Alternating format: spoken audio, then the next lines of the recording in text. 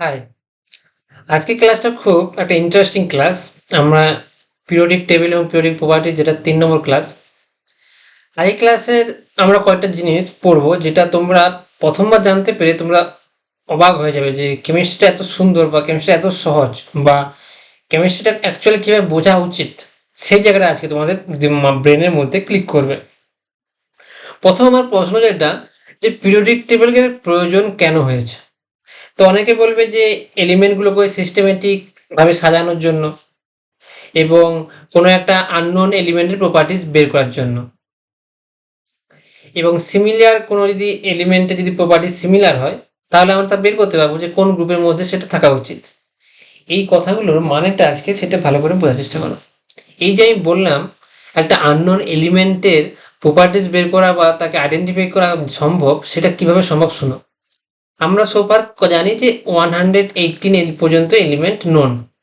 এখন হঠাৎ করে কালকে যদি 119তম এলিমেন্টটা ইনভেন্ট হয়, অথবা 120তম এলিমেন্টটা ইনভেন্ট হয়, তাহলে আমরা কি করে বুঝবো ওটার পারমাণবিক সংখ্যা বা অ্যাটমিক নাম্বার 119 বা 120? সিম্পল ব্যাপার, 119তম এলিমেন্টটা তো এইখানে বুঝবে ফানসিয়ামের নিচে।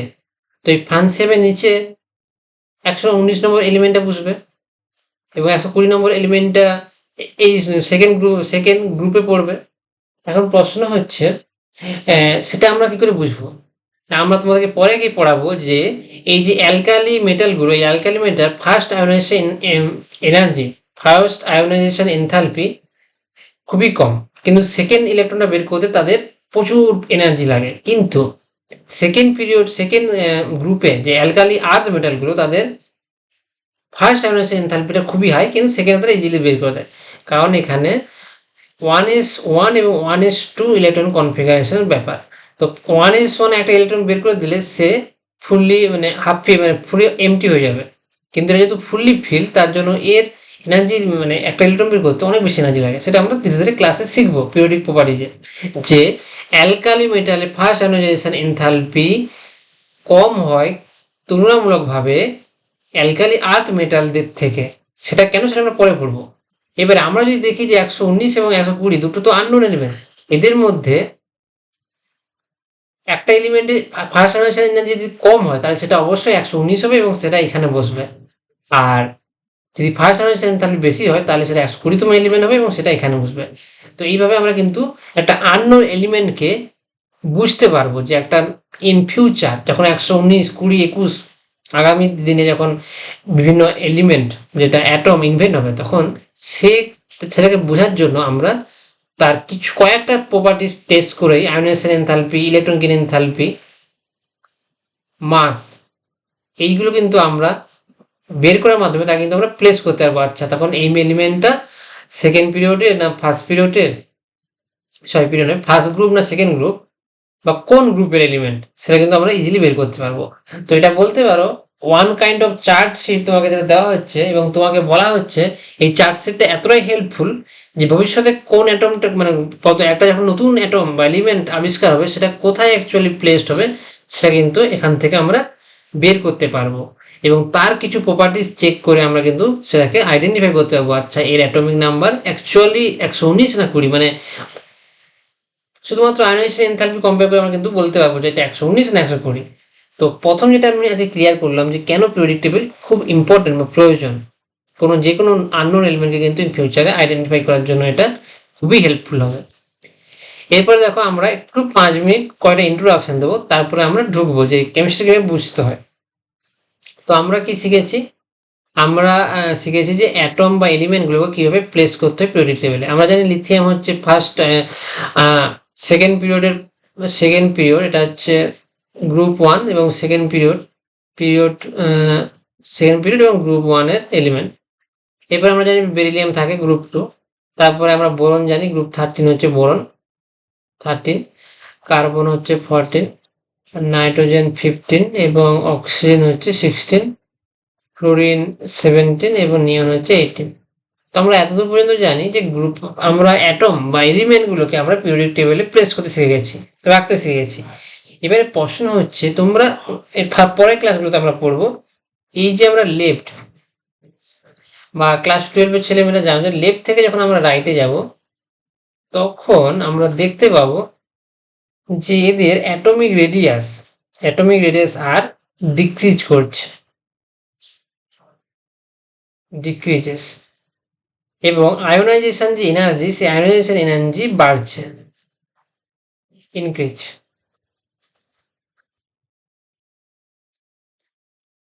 অথবা ইলেকট্রোনেগেটিভিটি, এটা হচ্ছে ধীরে ধীরে বাড়ছে। এই যে ক্যারেক্টারিস্টিক প্রপার্টিজ, মানে এই যে বৈশিষ্ট্য ধর্মগুলো, যে আমি যত লেফট থেকে রাইটে যাব তত রেডিয়াস কম হবে, আয়োনাইজেশন এনার্জি বাড়বে এবং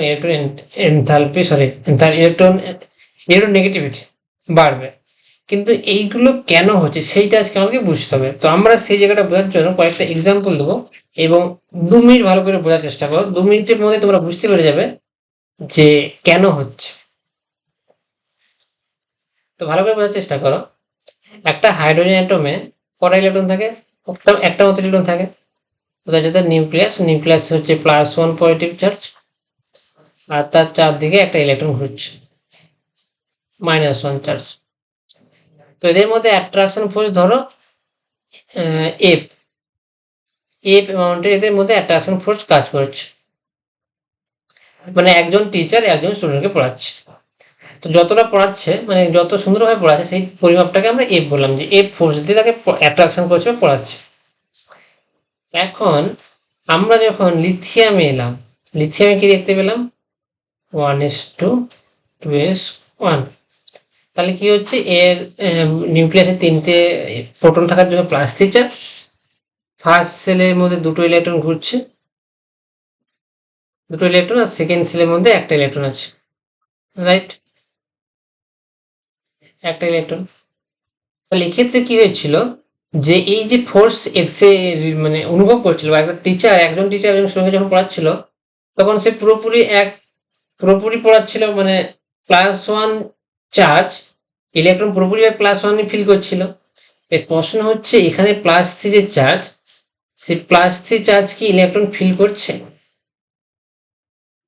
মানে ধরো আমি ধরলাম +3 না, 3টে ইলেকট্রন +3 চার্জে ভাগাভাগি করে নেবে, কারণ 3টে ইলেকট্রন।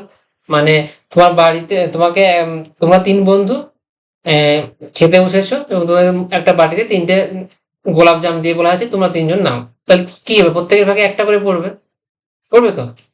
এর প্রশ্ন হচ্ছে, এখানেও একটা করে পড়েছিল, +1 একটা করে পড়েছিল। তো দুজনেই যদি এইখানে দুটো ক্ষেত্রেই যদি সিমিলার বিহেভিয়ার হয়, তাহলে বলবো তারা সেম সেম রকমের আচরণ করবে। ভালো করে বোঝার চেষ্টা করো, লিথিয়াম এবং হাইড্রোজেন এক সময় কি হয়েছে, হাইড্রোজেনের ক্ষেত্রে না, তুমি খেতে গিয়েছো, তোমাকে একটা থালাতে একটা গোলাপজাম দেওয়া হয়েছে, তো তুমি একটাই খেয়ে নিচ্ছ। আরেকবার হলো লিথিয়াম, আরেকটা কেস হচ্ছে লিথিয়াম, সেখানে 3জন তোমরা খেতে গিয়েছো একসাথে এবং একটা থালাতে 3টে জাম পড়ে আছে, গোলাপজাম। তো তোমরা যদি প্রত্যেকে একটা করে পাও, তাহলে দুই ক্ষেত্রে বলবো সেম সেম সিচুয়েশন সেম। তখন আমরা দুই ক্ষেত্রে সিচুয়েশন সেম, তাহলে আচরণটাও সেম হবে, ট্রিটমেন্ট আমরা তাহলে সেম বিহেভিয়ার পাবো আমরা, সেম বিহেভ করবে দুজনেই দুই ক্ষেত্রেই। কিন্তু একটা জিনিস ভালো করে বোঝার চেষ্টা করো, যখন একজন টিচার একজন ছাত্রকে পড়াচ্ছে, তার প্রত্যেকটা কোশ্চেনের অ্যান্সার দিচ্ছে, প্রত্যেকটা কোশ্চেনের খাতা প্রশ্নের উত্তর চেক করে দিচ্ছে, কিন্তু যখন একজন টিচার, ধরো একজন ক্লাসে একজন টিচার এমনি পড়াচ্ছেন, তার সামনের বেঞ্চে 2জন আছে, তারপরের বেঞ্চে ধরো অনেকজন আছে, 3-4জন আছে, সামনের বেঞ্চে কমই স্টুডেন্ট বসে, আর পেছনের বেঞ্চেতে একজন আছে।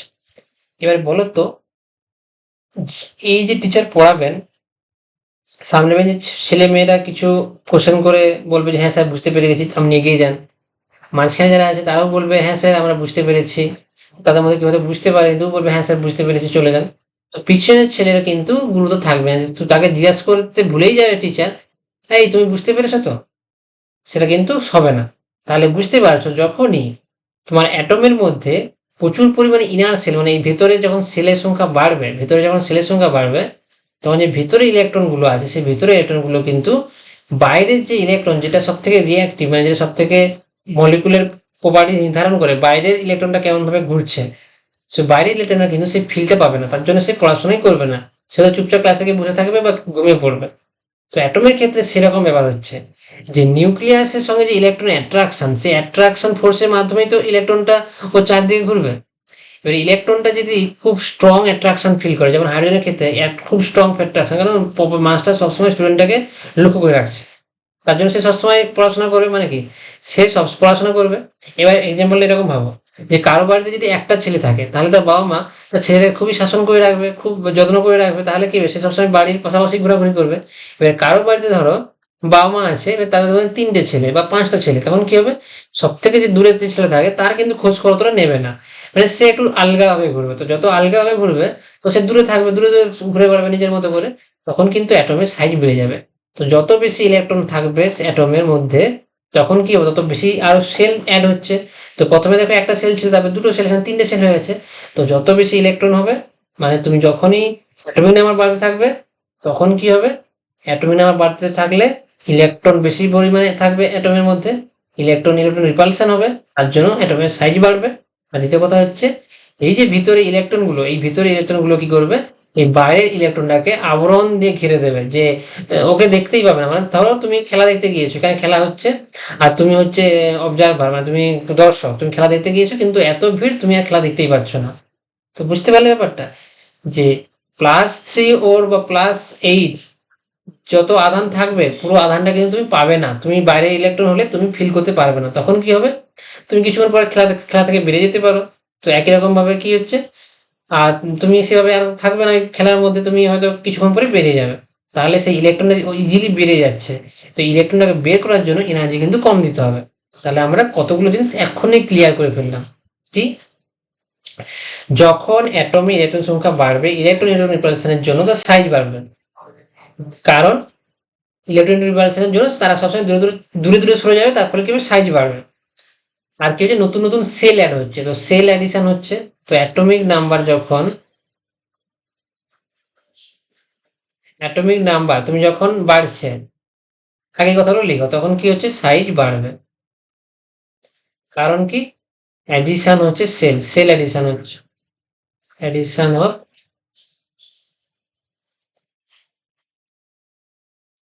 New sell. তাহলে তুমি যখনই পিরিয়ড বড়া, মানে তুমি টেবিলে উপর থেকে পিরিয়ড পিরিয়ড 1 থেকে যখন পিরিয়ড 7-এ নামবে, তখন কি হবে, নতুন সেল অ্যাড হয়, বলেছি। নিচের দিকে যত নামবে, n equals to 1 2 3 4 5 6 7, sell add হচ্ছে, মানে নিচের দিকে নামলে সাইজ বাড়বে, ইনক্রিজ হবে। বুঝতে পারলে? আর একই রকম ভাবে তুমি যখনই, চলো আমরা তাহলে একটা জিনিস বুঝে গেছি, যে নিচের দিকে যত নামবে সাইজ বাড়বে। আর সাইজ বাড়ার সাথে সাথে কি হবে, ইলেকট্রনটা আলগাভাবে থাকবে, তাহলে তাকে বের করে দেওয়ার জন্য কম এনার্জি লাগবে। তখন কি হবে, এই যে ইলেকট্রনটাকে বের করে দেওয়ার জন্য যে এনার্জি প্রয়োজন হয়, কম পরিমাণে এনার্জি দিয়ে যদি তাকে বের করে দেওয়া হয়, তখন বলবে আয়োনাইজেশন এনার্জি, মানে ওই ইলেকট্রনটাকে বের করে দিয়ে ওকে আয়োনাইজ করতে, ক্যাটায়ন করতে কম এনার্জি লাগবে, তাহলে আয়োনাইজেশন এনার্জি কমবে। এবারে আমরা একটা ভালো জিনিস বোঝার চেষ্টা করব। তো আমরা ডেমোটা পেয়ে গেছি, এবার একটু ভালো করে বোঝার চেষ্টা করব। তো ভালো করে বোঝার চেষ্টা করো, যে আমরা কি বললাম, ধরো ধরো কার্বনের ক্ষেত্রে কি, কার্বনটাকে ধরো যে কার্বন 6, 1:2:2p2। তাহলে এর বাইরের সেকেন্ড সেলে কটা ইলেকট্রন আছে, টোটাল 4টে ইলেকট্রন আছে, ধরো এভাবে আছে। তাহলে এই যে দুটো ইলেকট্রন, এই দুটো ইলেকট্রন কি করবে না, কার্বনের ভেতরে যে +6টা আছে, যে 6 আছে, এই একটা ইলেকট্রন কতটা জেড, জেড মানে হচ্ছে জেড, যে +4 আধান, নিউক্লিয়াসের যে আধান 4, সরি নিউক্লিয়াসের আধান যে +6, সেটা কতটা ফিল করবে। মানে ধরো ক্লাসরুমে টিচার পড়াচ্ছে, সামনে দুজন বসে আছে, পেছনে 4জন বসে আছে। এবার 4জনের মধ্যে একজন বাইরে সব থেকে পেছনে যে স্টুডেন্টটা পড়ে আছে, ধরো টুপিতে যে ইলেকট্রনটা বসে আছে, সেই টুপি কতটা অ্যাটেন্ডেন্ট থাকবে ক্লাসে, বেশি থাকবে না। তার কারণ হচ্ছে ভেতরের যে ইলেকট্রন 1s 2s যে ইলেকট্রনগুলো, তারা কি করবে, ওই প্রফেসর মানে টিচারকে গার্ড করে দেবে, বা তুমি খেলা দেখতে গিয়েছো, ভেতরের দর্শকরা কি করবে, তোমাদেরকে মানে খেলা দেখতে তোমরা পাবে না। তাহলে কি হবে, এই যে আউটার ইলেকট্রন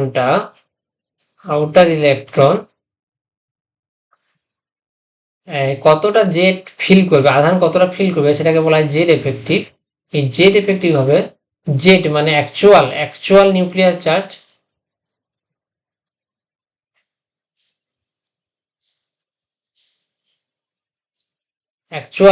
চার্জ, মাইনাস সিগমাটাকে বলা হয় শিল্ডিং কনস্ট্যান্ট।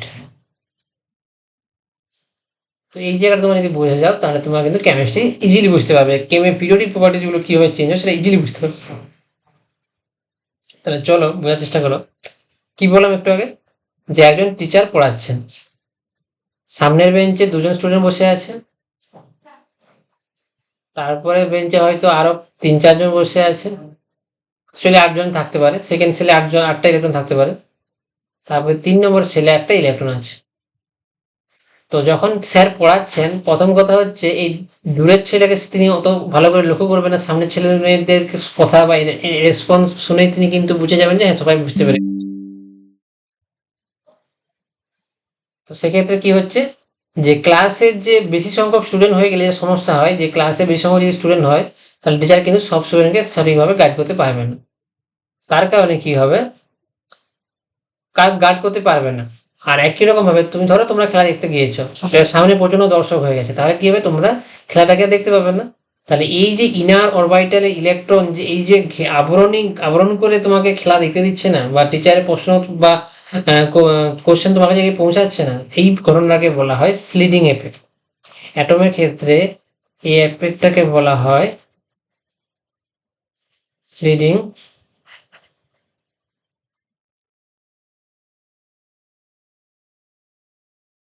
এফেক্ট। তো ডেফিনেশনটা আগে ভালো করে বোঝার চেষ্টা করো, এটা ডেফিনেশনটা। আচ্ছা, হুম, ডেফিনেশনটা ভালো করে বোঝার চেষ্টা করো।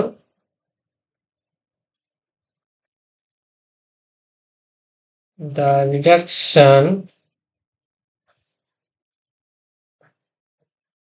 in the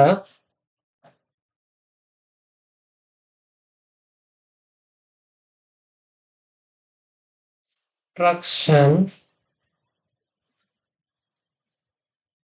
force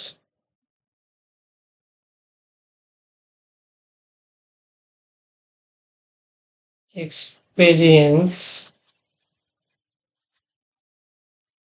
by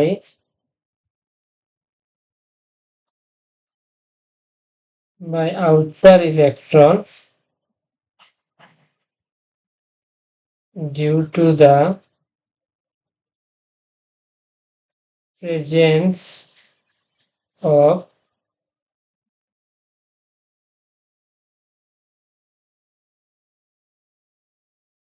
inner shell electron। কি বললাম, রিডাকশন মাত্র কমে যাওয়া।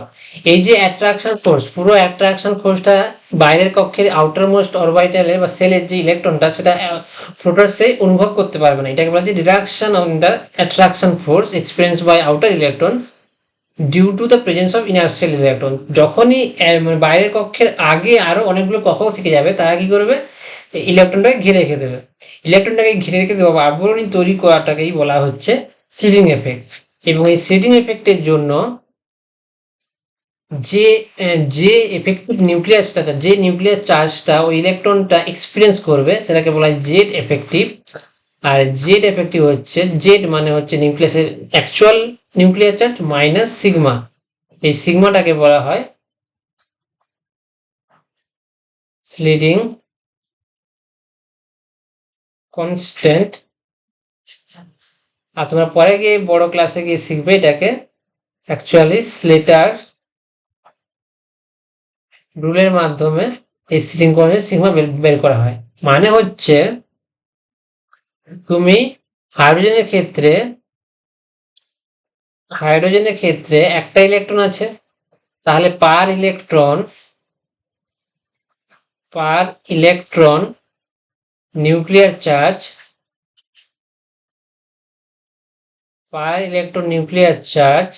জেড এর ভ্যালু কত হবে, টোটাল ভ্যালু কত, জেড এর ভ্যালু পার ইলেকট্রন বলেছি, তাহলে টোটাল চার্জ +1, আর কতগুলো ইলেকট্রন ভাগাভাগি করছে, একটা ইলেকট্রন, তাহলে হবে কত, 1। আর লিথিয়ামের ক্ষেত্রে কত হওয়া উচিত? লিথিয়ামের 3, তো পার ইলেকট্রন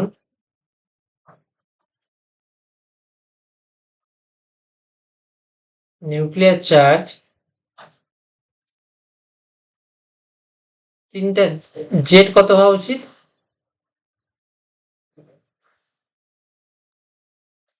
3 চার্জ 3 জন ইলেকট্রন ভাগ করলে হবে +1, কিন্তু অ্যাকচুয়ালি জেড এফেক্টিভ কত হয়? যেটা এক্সপেরিমেন্টের মাধ্যমে দেখা গেছে যে অ্যাকচুয়ালি জেড এফেক্টিভ ওই স্লেটার রুলের মাধ্যমে থিওরিটিক্যালি ভ্যালু বের করা যায়। এটা কি হয় না, ধরো 2.1 হয়, সরি কন্ট্রোল, এটা 1 হয় না, এটা দাঁড়ায় গিয়ে ধরো 0.7 দাঁড়ায়, তাহলে এটা লেস দেন হচ্ছে 1। তো কম ইফেক্টিভ নিউক্লিয়ার চার্জ এক্সপিরিয়েন্স করছে, কারণটা কি? এই সিডিং এফেক্টের জন্য। মানে তুমি খেলা দেখতে গিয়েছো, পেছনের সিটের জায়গাতে সিট পেয়েছো, সামনের দর্শক তোমাকে পুরো ঘিরে দিয়েছে, যার জন্য তুমি খেলা দেখতে পারছো না। তাহলে কি হবে?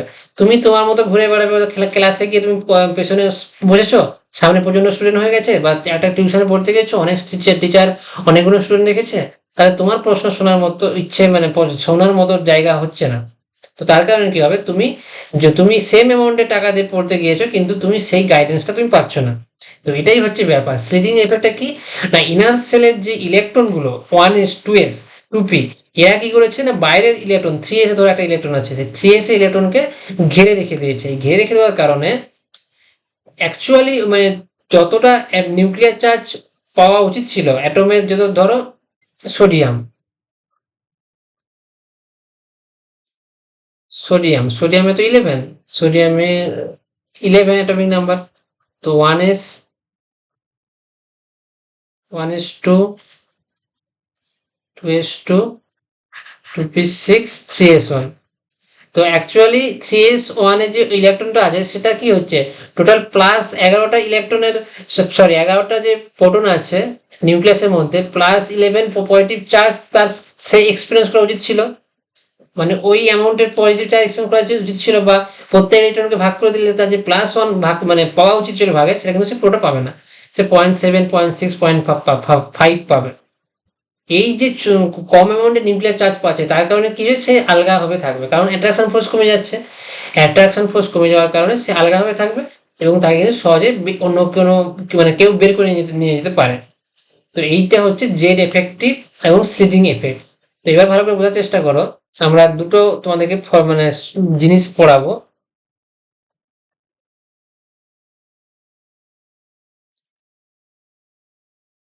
Attraction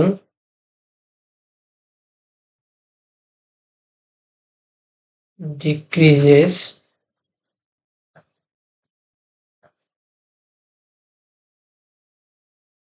with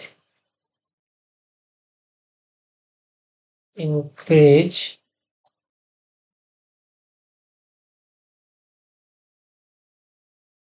in a cell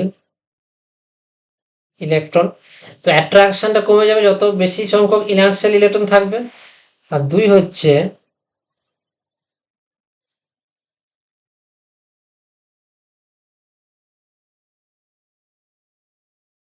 electrons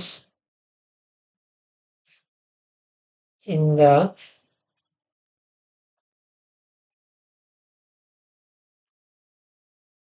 same sell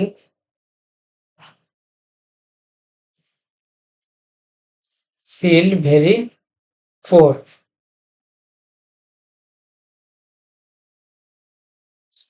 ভালো করে বোঝার চেষ্টা করো এই যে জায়গাটা।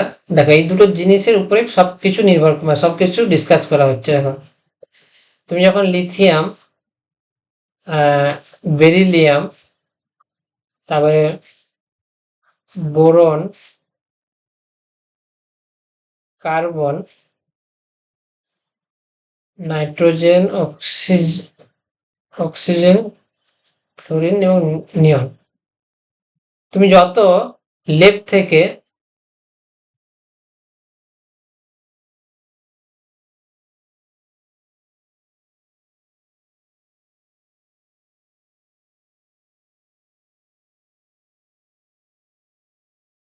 তুমি যত লেফট থেকে রাইটে যাচ্ছ তত কি দেখতে পাচ্ছ, জেড এফেক্টিভ নিউক্লিয়াস চার্জ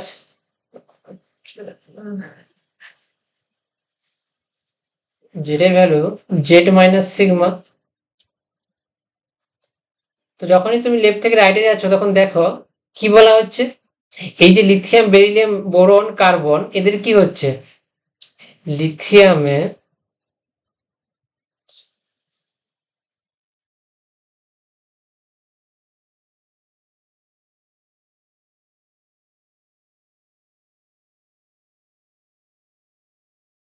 1:2:1, এটা হবে 1:2:2, এটা হবে 1:2:2p1, কার্বনের ক্ষেত্রে 2p2, নাইট্রোজেনের ক্ষেত্রে হবে 2p3, 2p4, 2p5 এবং 2p6। তো এই ক্ষেত্রে দেখো যত তুমি লেফট থেকে রাইটে যাচ্ছ তখন কি হচ্ছে ব্যাপারটা, তো ইলেকট্রনগুলো কিন্তু সেম সেলে ঢুকছে। সেম সেল বলতে n=2, আর যদি তুমি সাবসেল বলো তাহলে p সাবসেল। তো ইলেকট্রনগুলো এস এবং পিতে ঢুকছে, তাহলে সেম সেল কারণ বলা হচ্ছে n=2। তো সেম সেলে যখন ইলেকট্রন ঢুকবে তখন তারা কি করবে, খুব কম অ্যামাউন্টে সিল্ড করবে। সিল্ডিংটা বলা হচ্ছে যে খুব কম করবে, তার কারণ হচ্ছে, কারণ তো সিম্পল, তোমরা বুঝতেই পারছো। ধরো তোমরা ক্লাসে প্রথম বেঞ্চে দুজন বসেছে, তারপরে বাকি তোমরা আরো 6জন, মানে ক্লাসে ধরো টোটাল 10জন সংখ্যক স্টুডেন্ট, প্রথমে দুজন বসে গেছে, তারপর সেকেন্ড সেলে কিন্তু বাকি 8জন তোমরা বসেছো। তাহলে 8জন তো খুবই কাছাকাছি আছো না, সেলের কাছাকাছি আছো, তাহলে একটু ঘষাঘষি হবে, কারণ ইলেকট্রনের মধ্যে রিপালশন হবে, বা একজন প্রশ্ন করে দিলে আরেকজনকে হয়তো অ্যান্সারটা দেবে না স্যার। কিন্তু যেহেতু সবাই একই সেলের মধ্যে, মানে সবাই একই ডিস্টেন্সে আছো, তার জন্য কি হবে, এখানে ওই সিলিং এফেক্টটা হবে না, আবরণিক এফেক্টটা হবে না। কিন্তু পেছনে বসলে তুমি আবরণ ঢাকা পড়ে যাবে, তো তার জন্য এখানে বলা হচ্ছে সিল্ডিংটা খুব কম হবে। এবারে সিল্ডিং যদি কম হয় তাহলে সিগমার ভ্যালু কম হবে, যখন সিল্ডিং কম হবে তখন সিগমার ভ্যালু কম হবে। এবারে সিগমার ভ্যালু যদি কম হয় তাহলে বিয়োগফলটা বড় হতে থাকবে, কারণ সিগমার ভ্যালু যত কমতে থাকবে তখন টোটাল বিয়োগফলটা কি হবে, বড় হবে, তখন জেড ইফেক্টিভ বাড়বে। তাহলে যখনই তুমি লেফট থেকে রাইটে যাবে তখন কি হবে, জেড এফেক্টিভ, যে ব্যক্তি বলে যে অ্যাট্রাকশন ফোর্সটার মাধ্যমে ইলেকট্রনকে নিউক্লিয়াস কাছের দিকে টানছে, আকর্ষণ করছে, সেই জেড এফেক্টটা কিন্তু বাড়বে, ধীরে ধীরে বাড়বে। কারণ কারণ সিগমা ভ্যালু কম দিচ্ছে, আর তুমি যত লেফট থেকে রাইটে যাচ্ছ তত কিন্তু অ্যাটমিক নাম্বার কত, বোরনের 5,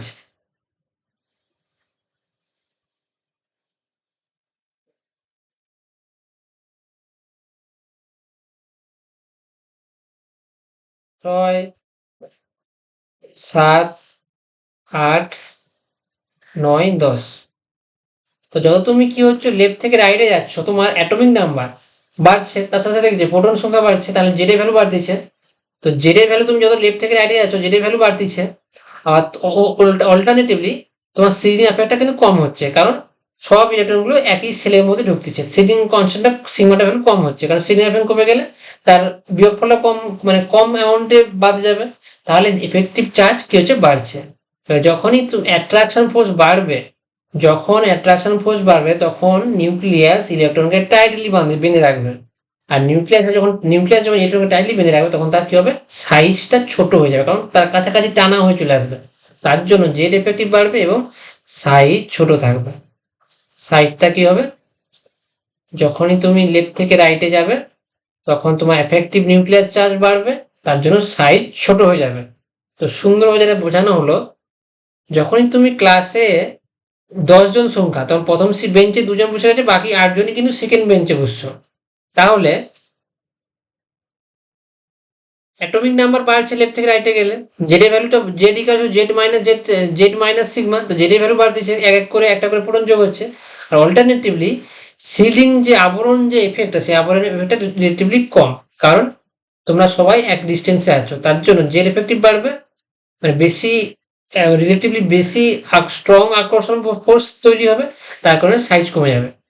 আর অন্যদিকে যেটা আমরা বললাম, তুমি যখন লিথিয়ামের নিচে সোডিয়াম সোডিয়াম তার নিচে পটাশিয়াম করবে, পটাশিয়াম, তখন কি হচ্ছে, তখন তোমার n=2 ছিল, পিরিয়ড 2 ছিল, n=2, n=3 হলো সোডিয়ামের ক্ষেত্রে, n=4 হলো। তার মানেটা কি হচ্ছে, প্রথমে লিথিয়াম ছিল, লিথিয়ামের ইলেকট্রনটা ছিল 2s1 এ, তারপরে সোডিয়ামের ক্ষেত্রে 3s1 হলো, তারপরে সেটা পটাশিয়ামের ক্ষেত্রে 4s হয়ে গেল। তো এখানে ইলেকট্রন চলে এসছে। তো বুঝতে পারছো এতগুলো সেল ভিতরে ঢুকে গেছে, এবার এত দূরে থাকার জন্য ওই ইলেকট্রনটা সব থেকে আলগা ভাবে থাকবে। এবার যত আলগা থাকবে থাকবে মানে কি, তাদের মধ্যে অ্যাট্রাকশন ফোর্সটা কমে গেছে। এবারে অ্যাট্রাকশন ফোর্স কমে গেলে ইলেকট্রনটা ছড়িয়ে যাবে পুরোটা, বলবে ঠিক আছে আমি তো দেখ, আমাকে তো খবরই নেই না, আমি দূরেই থাকি। আর তার জন্য এই টানটাকে যেহেতু কমে যাচ্ছে, অ্যাট্রাকশন ফোর্সটা যেহেতু কমে যাচ্ছে, তার জন্য সাইজ কি হবে, বাড়বে। আর বুঝতেই পারছো যত বেশি সংখ্যক তোমাকে বলে দিয়েছি সেল অ্যাড হবে, তখন কি হবে, সিগমার ভ্যালুটা কিন্তু বাড়তে থাকবে, কারণ ভেতরে ইলেকট্রনগুলো তাকে জেডটাকে পুরোটাকে আবরণের মাধ্যমে ঘিরে দিয়েছে। তো জেড এফেক্টিভ কি হবে, নিজের দিকে কমবে। তো জেড এফেক্টিভ কমবে এবং সাইজ বাড়বে। তাহলে যেটা আমরা আজকে শিখলাম, আজকে শুধু আমরা শিখলাম এইটা, যে স্লিডিং এফেক্ট কি আর জেড এফেক্টিভ কি। জেড এফেক্টিভ হচ্ছে ওই স্লিডিং এর কারণে যতটুকু চার্জ এক্সপিরিয়েন্স করবে, মানে নিউক্লিয়াসে আকর্ষণ ফোর্স যেটা এক্সপিরিয়েন্স করবে, সেটাকে আমরা বলবো জেড এফেক্টিভ। তাহলে তোমরা বুঝতে পারলে জেড এফেক্টিভ যত বেশি হবে সাইজ তত কম হবে, ছোট হবে। লেফট থেকে রাইটে যখন তুমি যাবে, লেফট থেকে রাইটে গেলে জেড এফেক্টিভ বাড়বে, সাইজ ছোট হবে। আর গ্রুপের উপর থেকে নিচে যখন তুমি নামবে, জেড এফেক্টিভ কি হবে, কমতে থাকবে, তার জন্য সাইজ বাড়তে থাকবে। তো আজকে আমরা শিখালাম জেড এফেক্টিভ কি, স্লিডিং এফেক্ট কি, আর জেড এফেক্টিভের জন্য সাইজ কিভাবে অ্যাটমের চেঞ্জ হয়। তো পরের দিন আমরা বলে দেবো সাইজের সাথে সাথে, সাইজ বড় হয়ে যাওয়া মানে কি, ইলেকট্রন অনেক দূরে চলে গেছে, তাহলে তাকে বের করার জন্য কম এনার্জি প্রয়োজন, তাহলে আয়োনাইজেশন এনার্জি হবে কম। আর লেফট থেকে রাইটে যখন যাবো সাইজ কমে যাবে, সাইজ কমে গেলে ইলেকট্রন কাছে চলে আসবে, তাহলে তাকে সেই আকর্ষণ শক্তি, নিউক্লিয়াস তো খুব টাইটলি বেঁধে রাখছে, নিউক্লিয়াস থেকে এবার ইলেকট্রনটাকে বের করে নিয়ে যেতে অনেক বেশি এনার্জি লাগবে। তাহলে লেফট থেকে যখন আমরা রাইটে যাবো আয়োনাইজেশন এনার্জি বাড়বে, উপর থেকে যখন নিচে নামবো সাইজ বাড়ছে, আয়োনাইজেশন এনার্জি কমছে। সবকিছু কানেক্টেড করব আমরা, এবং ক্লাসটা প্রয়োজনে রিপিট করবে এবং প্রতিটা কথা লিখে বুঝবে, তাহলে দেখবে যে কেমিস্ট্রিটা একদম ইজি। কোন অ্যাটম কতটা এনার্জি দিলে সে ইলেকট্রন ছেড়ে দেবে, তার কারণে সে কোভ্যালেন্ট বন্ড বানাবে না আয়নিক বন্ড বানাবে, সেগুলো সব কিছু কিন্তু এখান থেকে ক্লিয়ার হবে। তো আমরা দেখা করছি পরের ক্লাস।